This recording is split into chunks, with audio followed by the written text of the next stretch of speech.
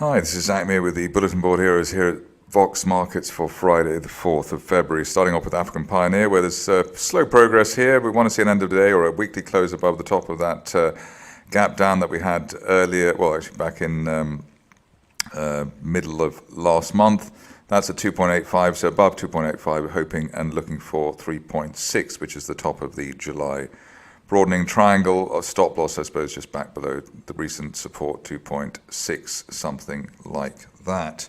On to Contango, which after a slow start and many tests of the sixpence area, many tests of the sixpence area, we finally had a proper breakout, clear blue candles there over the last week or so.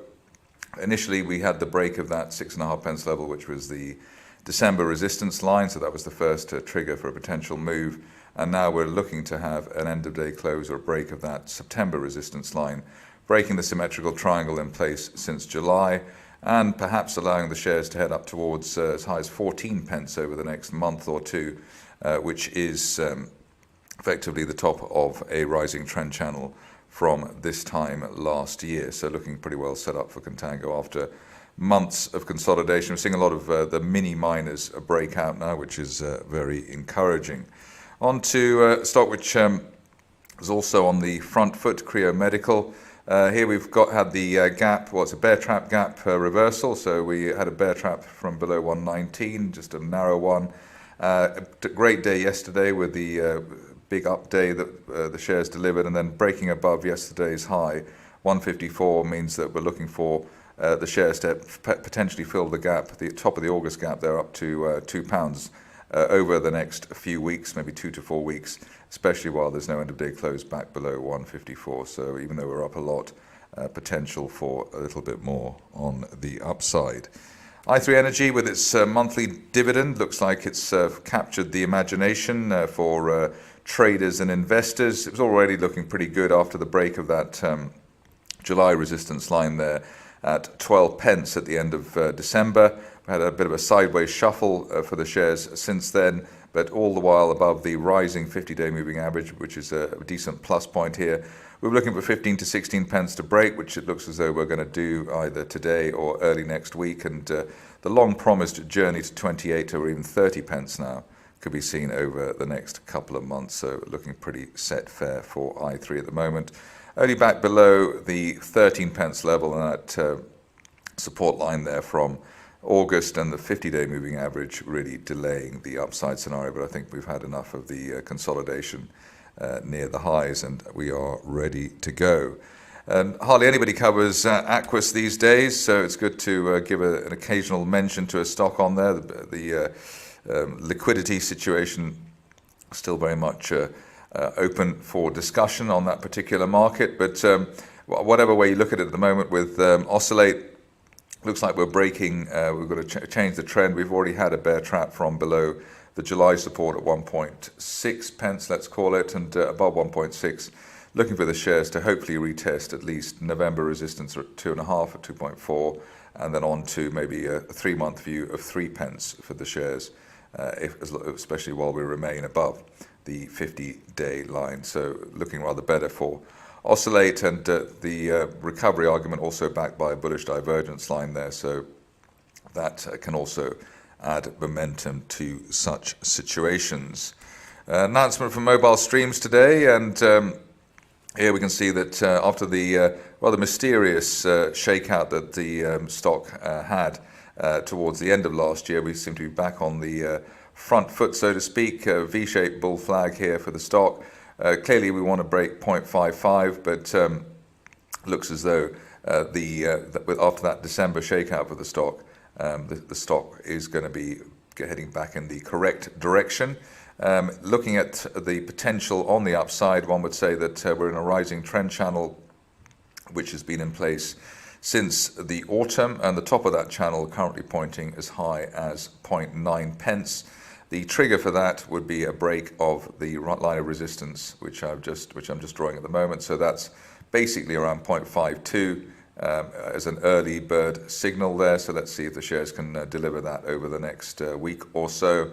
Stop loss at the moment back below 0.4, which is the floor of that post-September price channel.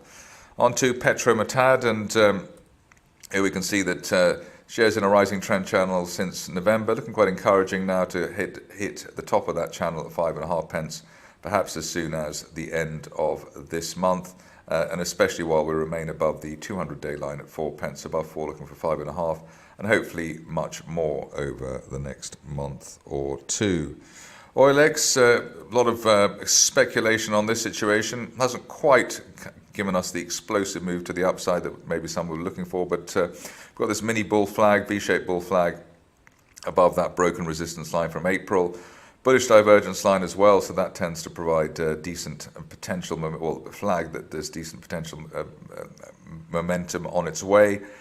Initial target here up to the high 20s, but still looking for 0.45 maybe as soon as the end of next month, while we hold above 0.2. I think that's probably the critical level at the moment.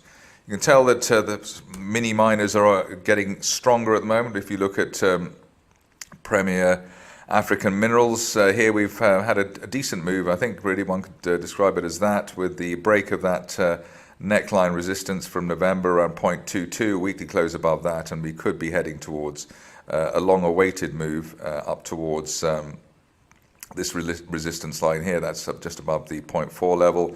Maybe hit that by the end of next month if we can get a straight move. Obviously, we've had many false dawns in the stock, so it's a difficult one even at the best of times. But just got the feeling here now that the shares are ready to finally break to the upside. If you are cautious, maybe wait for an end-of-day close through 0.25 or 0.26, something like that, just to confirm that the stock is finally going to deliver the goods.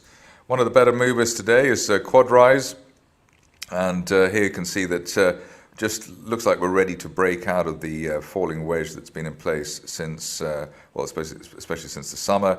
What the level in question ready to break is around 2.5. We should probably do the trick on an end-of-day close basis. If we can do that over the next few sessions, then 3.5 and the 200-day moving average could or should be on its way. One of the better performers in its particular space, the royalties space, mining royalties, is Trident. Here we've got a situation where we gapped up yesterday. We held the gap and have actually broken yesterday's high, which is one of our favorite signals. We've also broken the old November resistance of 45.5, and above that, looking for the stock to hit that line of resistance there from back at the beginning of last year, as high as 57 pence, maybe over the next couple of weeks, and potentially much more than that. We've got a sort of quite a constructive look to the chart over the last year or so, so 60 pence, something like that, even can't be ruled out even as soon as the end of this month. Bit of a buzz also around Tower Resources. Here we've got shares trying to break that line of resistance there from November. I suppose the obvious thing to do would be wait for a break of post, well, I suppose late January resistance, and resistance now at 0.37. If we can do that, then we may finally be able to get up to retest post-August resistance at 0.55 plus, but just maybe wait for 0.37 to go before deciding that this is on its way. That's it from me today. More updates over the weekend.